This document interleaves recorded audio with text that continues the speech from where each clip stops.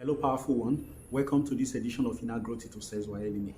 Today, we are discussing why your weaknesses are not leaving you. What are weaknesses actually? Weaknesses are mental signals that we find in our system. They are not part of us.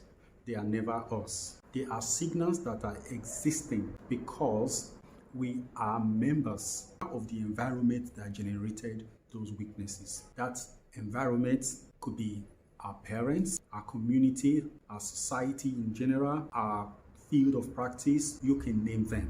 These are all environments. And the characteristics of these environments, they are present in our systems as vibrational entities.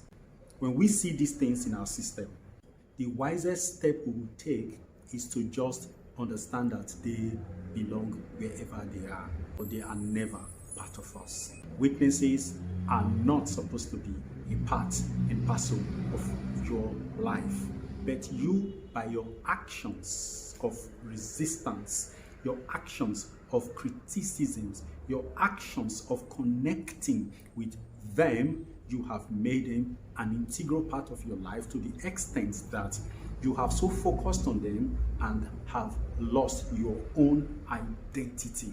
And when you lose your identity to signals that are environmental by nature, you cease to exist and those things begin to live in your stead. Once in a while, you surface and behave. At other times, those things overpower you and take over. This is the challenge of the human existence. And we have been fighting this existence time immemorial. But you see, there are tricks that make this particular experience possible in our lives, and within these tricks are also the tricks that can put an end to them. It's a case of just flipping the coin. What am I talking about? Well, we will be discussing that when we come back from this break. I am Osezwa Anthony Elimihe. You know me. I am in the game of helping you grow from inside out. That is the drill.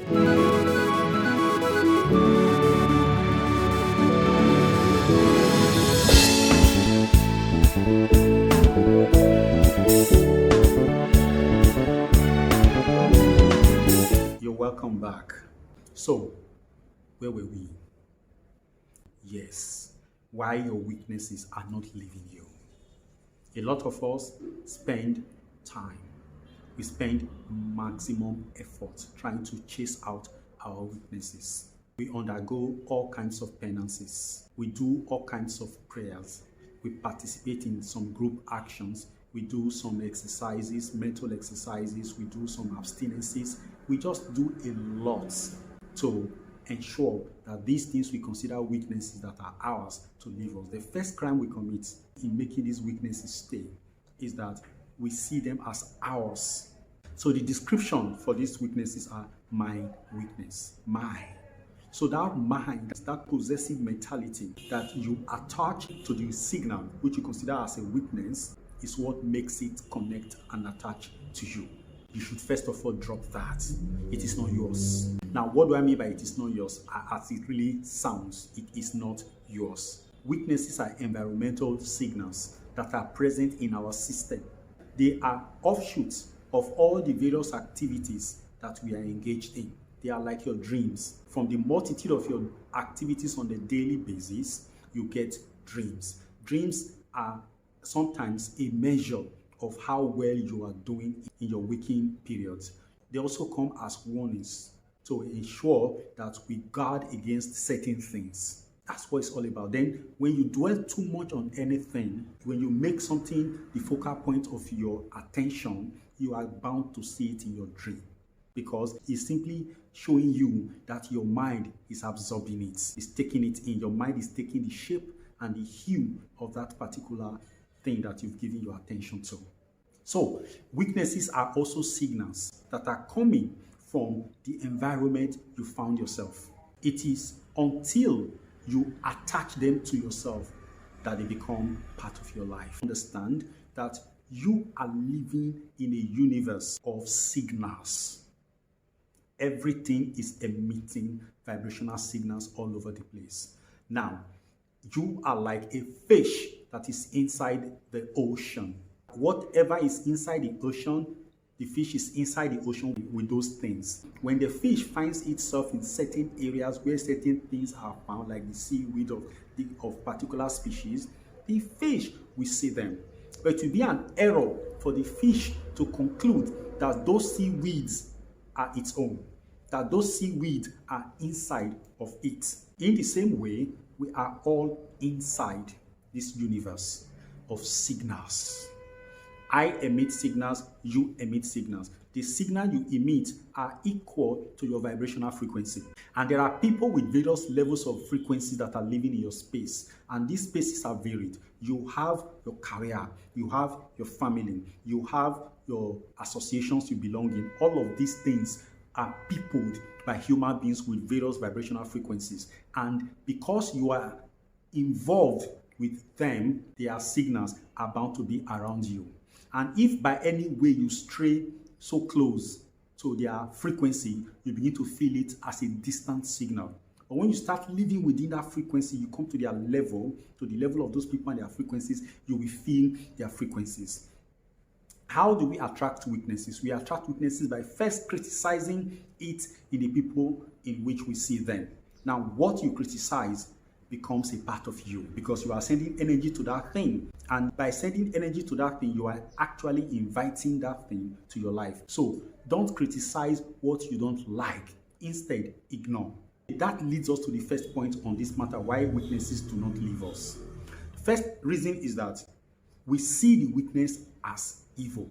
We see it as a weakness. We see it as negative, and therefore we are condemning it and we are judging it.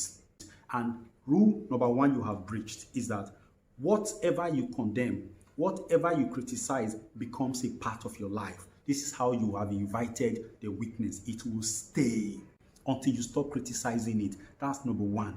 The second reason the weaknesses are not leaving you now or anytime soon is because you see it as part of you. You see it as belonging to you, that's being in your system. You see, as a person thinks, so the person feels. And as a person feels, so the person becomes. Therefore, you think that the weakness is yours, is part of you. Therefore, you will feel it as part of you. You sense it, you will have that emotional connection with that weakness. And then the last part is that because you feel it, you will have it. The weakness is part of you. It will stay.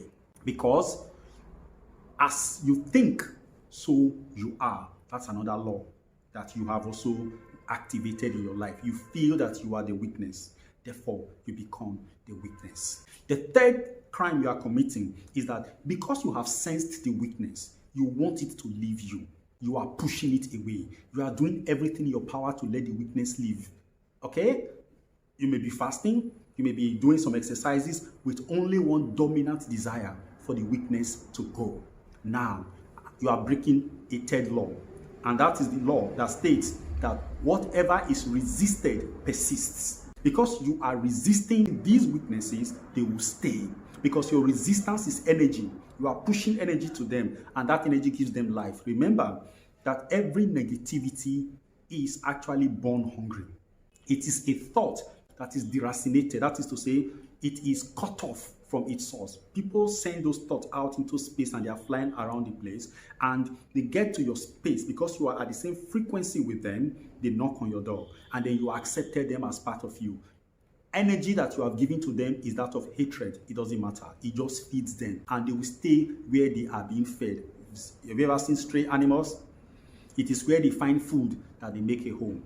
That is the next one. Then the last thing I want to talk about here is that because of your desire to have these weaknesses leave, your attention is focused on them. You are focused on the weaknesses, and you are doing your best to want to push them away.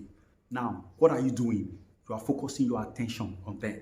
Whatever the mind focuses on becomes the mind. These are the reasons your weaknesses are not leaving you anytime soon. So what should you do? Reverse the errors you have made. Number one, they are not yours. Understand that. The only action that covers and saves you from these levels of weaknesses is ignore. Just ignore. Understand that they have a right to be where they are. They can occupy any space around you. And that when you see a weakness, understand that it is not you. You're only feeling it. You're only sensing it. It's like when you're driving on the road, you come across a pothole. That pothole, you cannot say that that pothole is part of your car. You drive past and you leave the pothole behind. So weaknesses that we sense in our members, they are like potholes on the roads of our being. We meet them, we smile at them if we want to, we ignore them if we have to, but don't fight them, and you walk on. Whatever you give love to, if that thing belongs to the family of love, it will grow and stay with you. It will attach with you. But if you give love to something that is negative, love will kill that thing. Say it, that is how it goes. So when you look at them and say, oh, okay, this is here too, you move past. I have a few weaknesses that I used to fight for years. It never worked. I fasted and prayed and did everything. It was just not working. All the things I read in books didn't work. Until somehow, I don't know where that grace came from. When the thing knocked on my door again, I said, oh, there you are. I just had that moment of insight that says, don't fight this thing. Oh, there you are. How cool. It made suggestions to me. And I said, oh, if you will do X, Y, Z today, then I will do that thing. But it was not possible for you to do X, Y, Z. So it didn't work. So I actually started interacting with the weakness. And over time, it weakens. I will not encourage you to interact with any weakness. I will encourage you to ignore the weakness. You may not have the tools that I have at my disposal to be able to counteract the impact of their receiving my attention. There are skills for that you need to train hard on. But I would say, ignore any weakness that you sense in your members. Just pass. Let them be. Let them talk at you. The same way when somebody is antagonizing you, using harsh words on you, and you realize that, okay, if I respond to this person, this situation is going to degenerate and it will not be fine. You just let go. You just keep quiet. People think you are a coward. You let go. It is the same way you handle internal weaknesses. They are signals, don't forget that. And I want to let you know that they are not signals that you created. They are signals that your environment created, that your experiences of life since you were born created. And they feel familiar with you because they were created around you. If you do not embrace them, they will not be able to have a foothold. And if they don't have a foothold, nobody is feeding them in your place. And when nobody is feeding them in your place, they will disintegrate and they will fade out.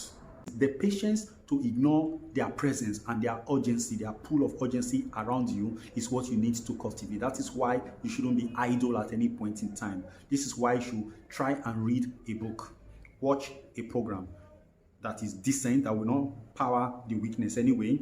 Then be with people that are positive-minded, that discuss positive things, and avoid negative discussions and negative talk. Stop talking about people, talk about ideas. Focus your attention on what you want out of life, how you want to grow your life. When you are alone, be careful of the thoughts you allow. Don't allow thought of idleness. Don't allow thoughts that will power your negativity. You get what I mean? Don't pull that weakness back to you when you are alone. Instead, ignore the weakness and focus on what you want out of your life. And again, one way to develop that kind of resilience in the face of a tugging weakness is meditation. Meditate, meditate, meditate. It is key. So what else can I say but that the powers have always been with you. You have always been in control. Whatever has happened to you has been of your own making. Weaknesses are not your own thing. You didn't create them. The reason you are even resisting them is because you don't want them, which means they are not your creation. They are not your children. They are children of other humans, of associations you belong with, things you watch on TV, you admit in the media.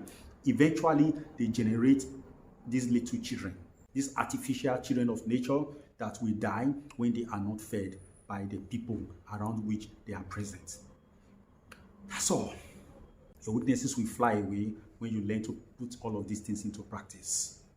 Thank you, and God bless you.